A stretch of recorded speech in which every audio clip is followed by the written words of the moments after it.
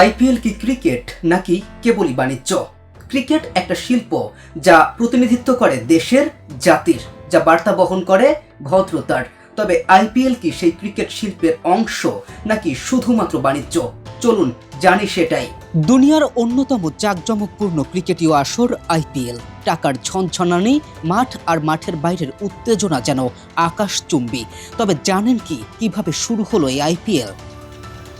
রাজনীতি, ক্ষমতা আর টাকা, এই তিনের মিশেলে এক ধুরন্ধর বিজনেসম্যানের মাথায় চিন্তা আসলো নতুন এক বাণিজ্যের।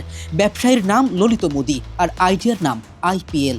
বিধানসভায় ফলাফল ঘোষণার দিন সকালের ভবিষ্যৎবাণী ফলে গেল বিকেলেই। 120 আসন নিয়ে ক্ষমতায় আসলো বিজেপি।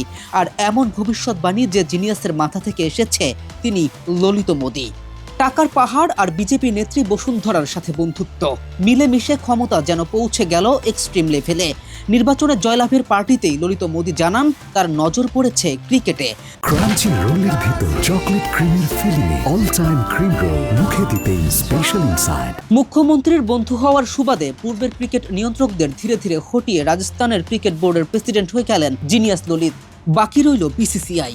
টাকা, ক্ষমতা আর চেনা রাস্তা সব মিলিয়ে 2005 সালে বনে গেলেন বিসিসিআই প্রেসিডেন্ট। ততদিনে ক্রিকেট বাণিজ্য শুরু করে দিয়েছেন জি চ্যানেলের মালিক সুভাষ চন্দ্র। যেন স্ক্রিপ্ট চুরির মতো এক অবস্থা। এবারে জিনিয়াসের মাথায় আসলো ভিন্ন চিন্তা। প্রস্তাব রাখলেন টি-20 টুর্নামেন্টের, কিন্তু তখন বিশ্ব ক্রিকেট ততটা পরিচিত নয় এই ফরম্যাটের সাথে। তবে তারপর প্রথমবার 2007 সালে টি-20 বিশ্বকাপে যখন পাকিস্তানকে হারিয়ে ট্রফি জয়লাভ করে ভারত, তখনই দেশটিতে আকাশচুম্বী জনপ্রিয়তা লাভ করে ক্রিকেটের শর্ট এই ফরম্যাটটি। এবার সেই মহাক্ষণ, ক্রিকেট বেচে অর্থ আয়ের স্বপ্ন এবার হাতের নাগালে।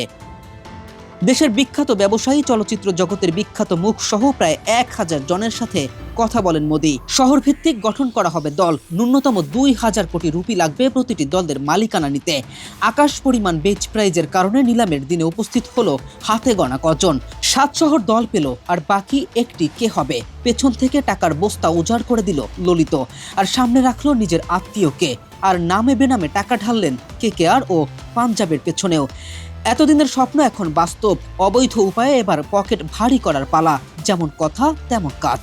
অবৈধ কার্যক্রমগুলো ফাঁস হওয়ার পরে বিদেশে পালিয়ে গেলেন মোদি, আর রয়ে গেল তার আইডিয়া। শিল্প বিক্রি করে অর্থ উপার্জন, যার নাম আইপিএল। বাণিজ্যিক তাগিদে যেখানে বদলে দেয়া হয় ক্রিকেটের কিছু নিয়ম পর্যন্ত।